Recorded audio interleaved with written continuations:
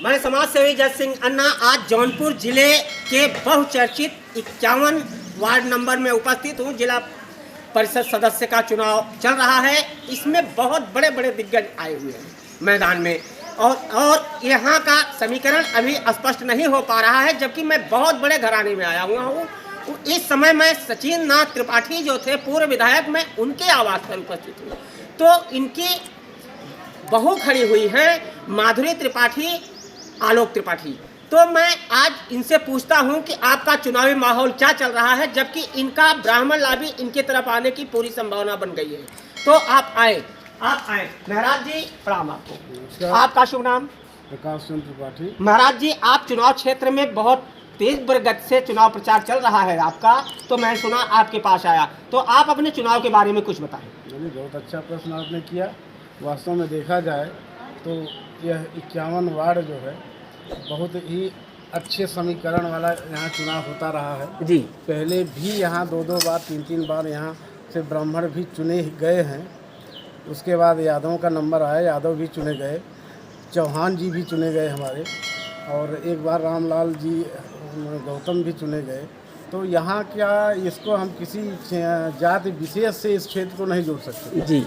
यह चूँकि हम लोग समाजवादी पार्टी से संबंधित हैं और हम लोग समाज के हर वर्ग को लेकर चलने वाले लोग हैं, और हमारे परिवार का तो एक इतिहास रहा है।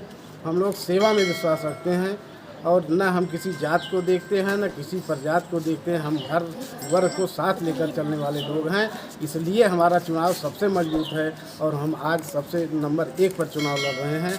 हमसे जो भी प्रत्याशी हैं सभी मीलों दूर हैं, उनका कहीं अता पता नहीं है, क्योंकि वो लोग समाज में कभी रहते नहीं। जो भी चुनाव लड़ रहे हैं, कोई एक गांव का है, कोई एक न्याय पंचायत से संबंधित है, उसके बाहर कोई गया नहीं है। और हम लोग इस 3-4 न्याय पंचायत जो जुड़ा हुआ है उसमें हमेशा हर मरनी करनी से लेकर के हर शुभ अवसरों पर जाते हैं और समाज के हर सुख दुख में भाग लेते हैं। इसलिए हमारा विश्वास है कि हम बहुत अच्छी वोटों से जीतेंगे और हम नंबर 1 पर चल रहे हैं। महाराज जी, बरसठी ब्राह्मण लाभी के लिए प्रसिद्ध है। जो भी चुनाव बरसठी में होता है ब्राह्मण लाभी पर मीडिया का ध्यान रहता है, तो ब्राह्मण लाभी आपका कहां तक सपोर्ट कर रही है? निश्चित रूप से ब्राह्मण हमारे साथ इस समय 90% जुड़ा हुआ है और हमें केवल ब्राह्मणों से ही नहीं मतलब है, हमें हर वर्ग का सपोर्ट मिल रहा है। इसलिए हमें मान करके चल रहे हैं कि हम चुनाव जीतेंगे और बहुत अच्छी होती है।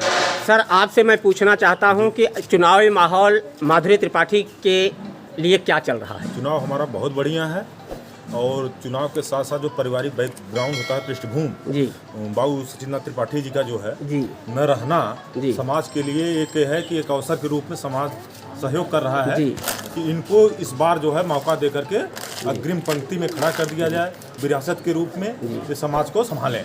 ये पूरे समाज का जो है, एक वर्ग विशेष का नहीं, पूरे समाज का एक वो है अपना। तो 51 नंबर में कुछ नाम बताएं सर कि जैसे कौन कौन से खड़े होंगे? 51 नंबर से उर्वशी यादव पूर्व सदस्य रहे हैं भाई रमेश यादव जी। हाँ हाँ। यहाँ उर्वशी श्रीमती उर्वशी यादव जी लड़ रही हैं। हाँ।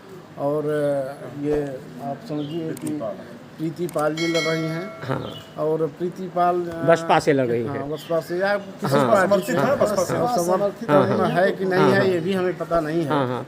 पवन यादव लड़ रहे हैं। यादव जी लड़ रहे हैं और एक ब्राह्मण और लड़ रहे हैं। हाँ, खरगापुर के हल्के से जो है। एक इंद्रेश तिवारी जी लड़ रहे हैं। हाँ। एक ओम प्रकाश तिवारी जी लड़ रहे हैं गोहका से। हाँ।